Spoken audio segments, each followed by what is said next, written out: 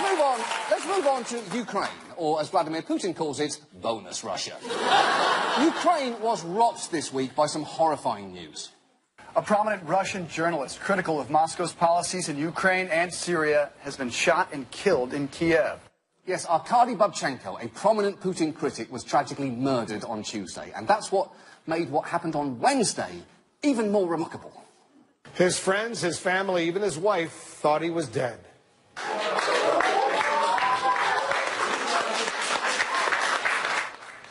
But today, a shocking turn of events. A Russian journalist, Arkady Babchenko, turned up alive on Ukrainian TV. As it turns out, his fake death was all part of what was described as a special operation to take down a team of Russian assassins.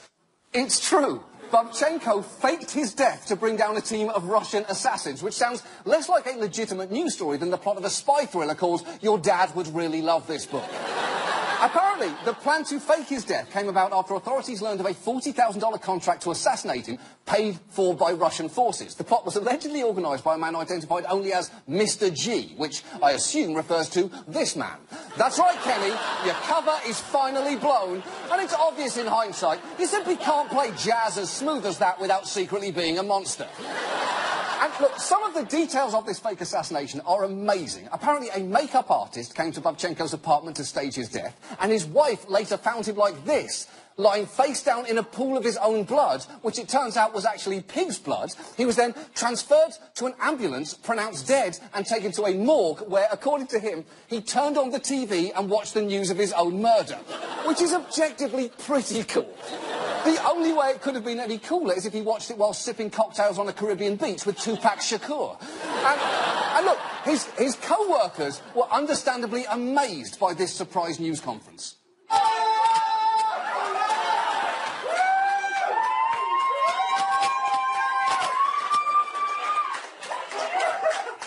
I mean, that is truly incredible to watch, mainly because of how refreshing it is to see an office where people actually like their co-workers.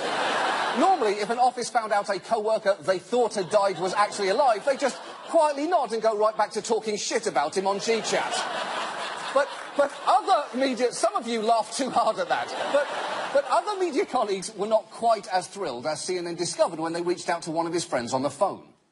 I think the overriding emotion that we all have right now is that, you know, we're very pissed off because he sort of put us through hell.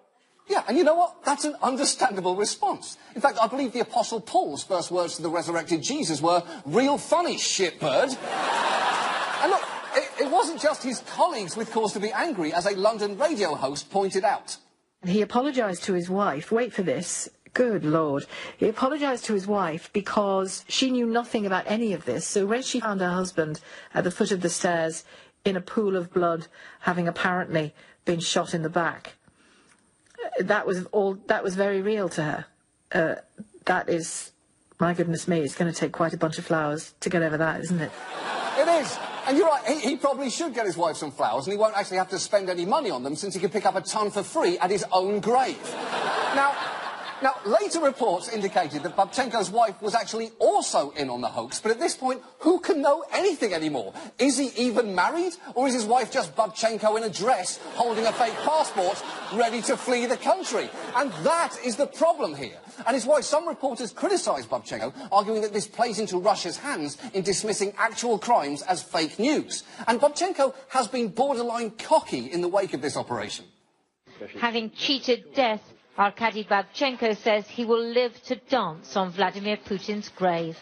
Well, I really hope that's true, Babs, but I wouldn't be so sure.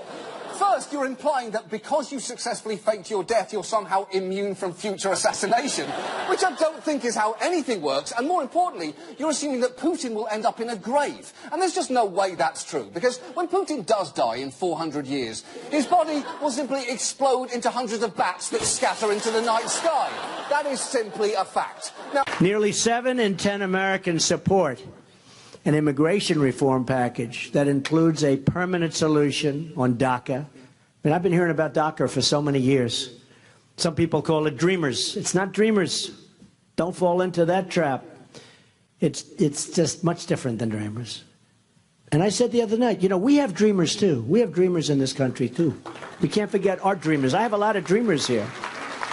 But DACA, we want to take care of DACA. And I hope we will. We need the support of the Democrats in order to do it. And they might not want to do it. They talk like they do, but I don't think they do. But we're going to find out very soon. We want something that is very, very tough and strong in terms of the border. We need to end chain migration, and we need to cancel the terrible visa lottery. And those are the four pillars that I talked about the other night. We call them the White House framework, a plan that will finally bring our immigration system into the 21st century. The Republican position on immigration is the center, mainstream view of the American people, with some extra strength at the border and security at the border added in.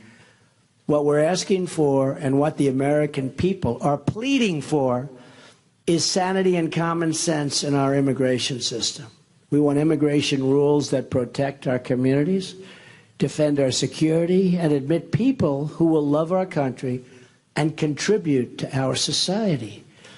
I know that the Senate is planning to bring an immigration bill to the floor in coming weeks, and I'm asking that the framework we submitted, with great flexibility, working with both parties, that something very positive will come out of it for our country, for everybody, for our country. And I think that can happen. If the Democrats choose to filibuster a framework that includes a generous path to citizenship or something that is not fair, we are not going to approve it. We're just not going to approve it. So we'll either have something that's fair and equitable and good and secure, or we're going to have nothing at all. And this has been going on for many years. It doesn't make sense, however, to have nothing at all, because this is something that people want. Now, DACA not only protects its recipients, or dreamers, from deportation, it allows them to work through renewable two-year permits. It was a temporary measure implemented by President Obama because Congress had failed to pass immigration reform for over a decade. And whatever people's feelings on other aspects of immigration, they overwhelmingly believe that dreamers should be allowed to stay in the country. The problem is that during the campaign, Trump promised his base not only that he would end DACA, but that he would deport its recipients. Although, beyond that, he didn't really seem to have much in the way of a concrete plan. They have to go. What if they have no place to go? We will work with them. They have to go. Chuck, we either have a country or we don't have a country. We will do it, and we will expedite it so people can come back in. It's still not clear. Chuck, it'll work out so well. You will be so happy. In 4 years, you're going to be interviewing me, and you're going to say, what a great job you've done, President Trump. But that is not a plan. Saying they have to go, but then they can maybe come back in, and ending sounding like he's trying to hypnotise Chuck Todd. It will work out so well. You'll be so happy. In 4 years, you're going to say, what a great job you've done, President Trump. Now, when I snap my fingers, you're going to wake up and wet your pants. Boom. Now, you would hope that now he's in office, Trump would have formulated a plan outlining exactly what he would like to see happen regarding the Dreamers. But apparently, as late as 1 hour before the decision was to be announced, administration officials privately expressed concern that Mr. Trump might not fully grasp the details of the steps he was about to take, which again is awful, but it is something we all probably presumed anyway. Like the fact that Tom Hanks' character in Castaway absolutely fucked Wilson. There is no doubt in my mind that that happened. And sure enough, later that day, Trump seemed to be walking back his decision, saying Congress now has 6 months to legalise DACA, and if they didn't, he would revisit this issue. So he's all over the place. Dreamers have to go, but maybe they can come back, or maybe they don't have to go at all. And in the meantime, 800,000 people's lives are in the balance.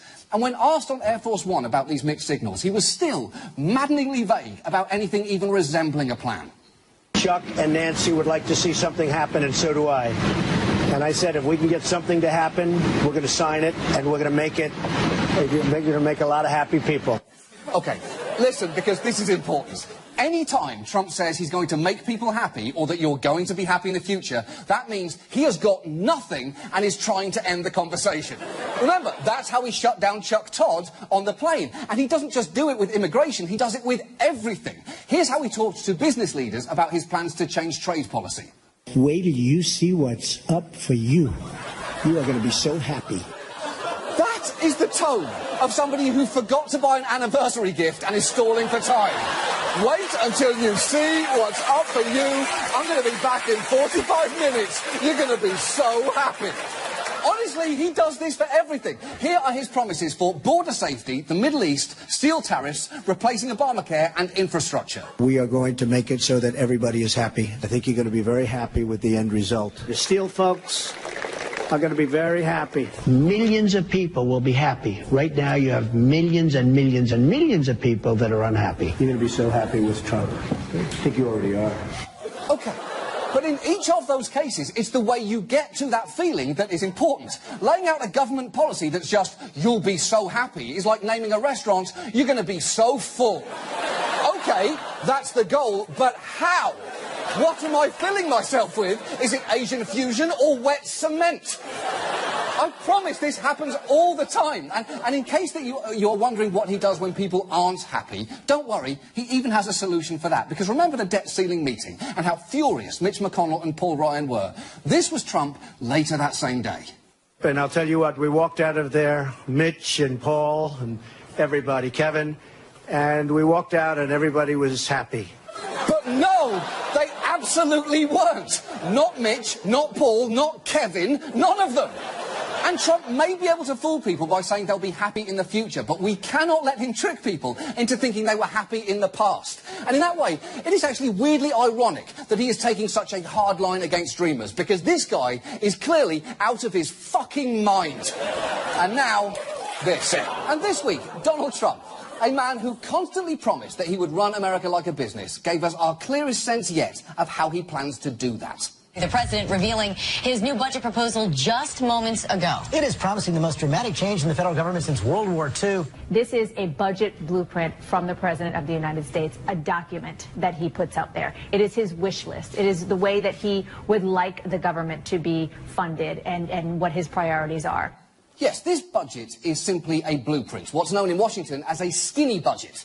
Which sounds like a line item that Trump might have included in one of his prenups. So try and think of it, this budget, as a presidential mood board. The mood board of a president whose mood can always be described as impatient, vain, and horny for malice. So what is in this thing? The budget blueprint calls for a $54 billion increase in defense spending. Take a look at this graphic. On the left, you see departments getting an increase. That would be defense, Homeland Security, Veterans Affairs, the agencies facing cuts, the Environmental Protection Agency, the State Department, the Agriculture Department, the Labor Department, Health and Human Services, and the list goes on and on. You know what? It is sort of fitting that the list of budget cuts scroll by like the end credits for America. Thanks for helping us out, Agriculture Department. Hope you find a gig with the next country that rises from our ashes. And while this budget is very unlikely to pass in its current form, it is worth taking just a few minutes to look at it. Partly because it gives us a clear sense of our president's priorities, but also because it gives us a chance to get to know yet another one of the Trump administration's key characters. Because we've met most of them by now. There's Steve Bannon, a wealthy former Goldman Sachs banker who somehow constantly looks like he just woke up on a park bench after losing custody of his children. There is Kellyanne Conway, the brave survivor of a terrorist attack she completely made up. And there's Stephen Miller, the least popular boy at vampire school. Well, for this budget, we got to know Mick Mulvaney, whose name, when spoken in my accent, sounds like what you'd call a random Irish person if you're trying to get him to fight you. He is the director of the Office of Management and Budget, and I'll let him give you just a glimpse into the highly scientific process by which he put this budget together. We came at it, actually wrote the budget by going through the president's speeches, going through the interviews he had given and talking to him directly and finding out what his priorities were. We took those words, those policies, and turned them into numbers. Yeah.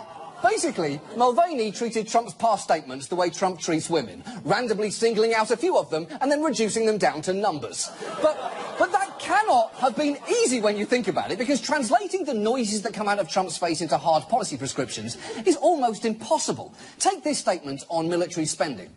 You're going to make the country rich again and strong again so that you can afford it. And so you can afford military and all of the other things. I don't know what that was. To be honest, it sounds like the audiobook of A Farewell to Arms broadcast by an iPhone submerged in hot coffee. But apparently Mulvaney heard increased defence spending by $54 billion because that is what he's proposing. And as for the budget's funding for nuclear weapons, they presumably have their basis in statements like this one. Putin has built up their military again and again and again. Their military is much stronger. He's doing nuclear. We're not doing anything. Our nuclear is old and tired, and his nuclear is tippy-top from what I hear. Again, I don't know how you turn that into policy. Let's trickle-dickle some money bunnies into our boom-boom budget. We're aiming for tippy-top people, because remember, we're talking about the most lethal weapons in the history of mankind. So if we can, tippy-top. Now, that apparently means a $1.4 billion increase for the National Nuclear Security Administration, while cutting the Department of Energy's overall budget by $1.7 billion. But to be honest, I can't be certain, because I don't speak fluent toddler psychopath. Now, these cuts have made headlines for their severity, but no one can say they're surprised by who is on the receiving end of some of the worst of them. For instance, his 31% cut to the EPA is really just making good on some pretty clear words. Environmental protection, what they do is a disgrace. Every week they come out with new regulations. They make it impossible. Who's going to protect the environment? We'll be fine with the environment. We can leave a little bit, but you can't destroy businesses. We can leave a little bit of the environment. Specifically, this fish, this bit of crabgrass in Utah, and one of these meerkats. So, don't get too attached, one on the right. And look, there is nothing wrong with cuts in principle. But with budgets, as with haircuts, it's where and how you cut that matters. And believe me, I say that as a grown man who had bangs on national television for 7 years. And finally tonight, Kansas. It's a land synonymous with me Googling Kansas 20 minutes ago to see if it's synonymous with anything. Turns out mainly wheat and tornadoes that blow away their wheat. Anyway, Kansas is in a bit of trouble these days, budget-wise.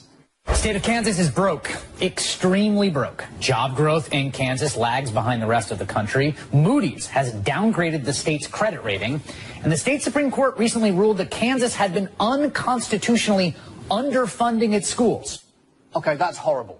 Children in Kansas should not be deprived of a quality education because of budget shortfalls. They should be deprived because of the strict, unyielding religious beliefs of their school boards. That's the Kansas way. But luckily, the state of Kansas may actually have a little cash coming its way from an unexpected source. The state of Kansas soon going to start profiting from porn. Yes! Kansas porn! Finally! I've got so many ideas for the titles. Little Fuckhouse on the Prairie. Cornfield cornholing.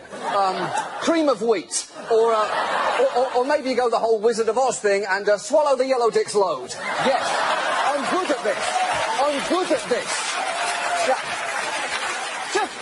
Just out of interest, how exactly is Kansas in the porn business? Hundreds of adult toys are sitting in this Kansas City warehouse. They are up for auction online. The owner of a string of adult stores in that state didn't pay his taxes. He owes the state about $160,000. The state said he could still sell his merchandise to pay off his debt. Okay, so Kansas is only in the porn business because the owner of this chain of sex toy stores, the Bang chain, didn't pay his taxes. And I've got to say, even by sex toy store standards, that is one seedy-looking establishment. And also, there are some incredible bargains for sale at this auction, like this Icicles brand's transparent penis, described as not just elegant, upscale and handcrafted, but also hand-blown, which is, incidentally, the single classiest euphemism I can possibly think of for masturbation. Or you could also get this pair of 50 Shades of Grey You Are Mine metal handcuffs, which you are frankly going to need to resuscitate your love life after the 50 Shades movie kills your sex drive. Jamie Dornan is not my Christian. Hashtag not my Christian. Now, in fact, if I may address our viewers in Kansas right now, there is only one problem with this auction, and that is that the current bids only total $38,000, and yet you are owed over $160,000 in taxes. So you need to start thinking about this like a charity auction and overpay for things that you clearly do not really need. And do not give me the whole, but John, I don't need a Dr. Laura Berman brand remote control panty pleaser. I already have 3. That's not the point, Kansas! You're not buying it for yourself, you're buying it to cover your state's gigantic projected budget shortfall. Bidding is open until Tuesday night at this website, Kansas. And you need to raise around $160,000. And crucially, absolutely no more than that. Because any excess will unfortunately go straight back to the tax-delinquent owner of the sketchiest sex toy business on the planet. So let's do this, Kansas. I want you to go and comically overspend on this raging hard-on 18-inch double dong. And I want you to put this on your shelf, and I want you to look at it every day. And I want you to feel good about yourself when you do it. Because you inadvertently just helped fund K-12 education all across the state.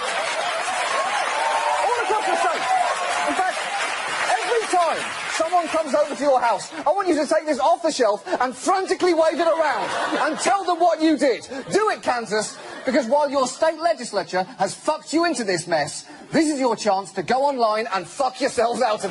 Hello there, I'm John Oliver. Look, it's the middle of October, which across the nation means that we are all looking at this and thinking, I don't know why, but I simply have to drink that. Yes, it's that special time of year where we voluntarily imbibe pumpkin spice lattes, the coffee that tastes like a candle. And I don't mean it tastes like a candle smells. Pumpkin spice lattes taste like a candle tastes. Don't ask me how I know that. But what is strange is that pumpkin spice foods inexplicably seem to grow more omnipresent every year, even though there's no actual pumpkin in the drinks. Kind of like how everyone you meet calls himself a DJ all of a sudden, when what they really mean is that they own an iPad and have been to a party. But apparently, each American eats more than 5 pounds of pumpkin per year, which is more than the amount of pumpkin in 5 pumpkin pies. And pumpkin pie is the most seasonal food there is. It is only good from the moment Thanksgiving dinner ends until just after you have taken your first bite of it. 5 pounds of pumpkin a year is even crazier than the fact that we allegedly swallow 8 spiders in a lifetime. Why is it crazier? Because there is no way a pumpkin has ever crawled into my mouth while I was sleeping. And the worst part is, nobody wants anything pumpkin-flavoured from December through August. And here is how I know that. You can have it whenever you want. That bottle of pumpkin-flavoured science goo sits behind the counter of Starbucks all year round. Never aging, like Ryan Seacrest. Or the early work of Dr. Dre, which really holds up. It really holds up. Have you listened to The Chronic lately? Go back and do it. It's really great. It's great. Except for the sexism and homophobia, which is most of it. But that's not the point. It's really good. The point is, we tolerate pumpkin spice because we like the fall. It's the best season because you get to stop thinking about how weird your legs look in shorts. That's everyone, right? We all agree on that. But just about anything that reminds us of autumn is a better flavour than pumpkin spice. I personally, for instance, would rather drink a cable knit sweater spice latte, or a Major League Baseball spice latte, or a keen awareness of my own mortality spice latte, because that's what foliage is. Although, look, it might be an acquired taste. That might be an acquired taste. Pumpkin spice is just eggnog for morning people, OK? And I will be subject to its tyranny no longer. It stops here. We'll be back next week with a brand new episode of Last Week Tonight. Until then, please ignore the news and continue to drink regular coffee. Good night.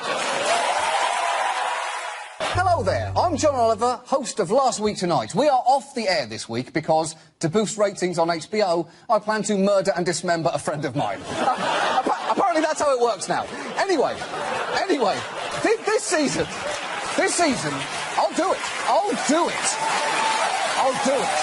What are you applauding for? What are you encouraging? Anyway, this season, we've covered the tobacco industry, voting rights in the American territories, and our country's infrastructure. But right now, I'd like to talk about a serious problem, April Fool's Day. April Fool's Day is to comedy as St. Patrick's Day is to Irish culture. That is to say, it is a mockery of the very concept that usually ends in a fistfight. But you may not know that April Fool's Day was actually invented by FDR in 1934 as a way to raise national morale during the Great Depression. April Fool! That's not true at all. I made it up. You trusted me and I betrayed that trust. I betrayed you. Isn't betrayal fun? That felt bad, didn't it? Well, now, I want you to sit in that terrible feeling for a moment. Because you may have been laughing on the outside, but on the inside, admit it, you were sad. Now, well, first of all, welcome to my brain. Second of all, I'm sorry I did that to you. That was a prank. And pranks are terrible. Anyone who claims to be excited for April Fool's Day is probably a sociopath. Because what they're really saying is, I cannot wait to hurt the people close to me. I can't wait. And if you want to break your family's hearts, don't play a mean trick on them. Just ask them for money for another improv class. Do it, done. And you can do that any time of year, and you will shatter them. Now, not to mention, we don't need a special holiday to disappoint our loved ones. We do that enough on every other holiday by accident. OK, Nana, when are you going to yell Christmas fools and give me my real present? This sweater is an abomination. But that being said, I want to help you have the best April Fool's Day ever. So close your eyes right now. Do it. Close them. And visualise the greatest practical joke you can possibly imagine. And now, never do that thing you thought of, ever. Don't even tell anyone you thought of it. You're a monster. In fact, let's do this properly. Everyone watching this, please raise your right hand and take the last week tonight no prank pledge. Repeat after me. I solemnly swear that on this April Fool's Day, I will not post a fake engagement photo on Facebook like some kind of arsehole.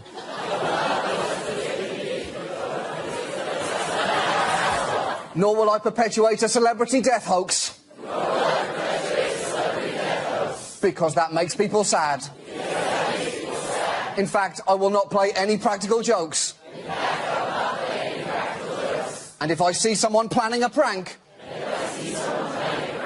I will say to them, hey, you're being a dick right now. Stop being a dick.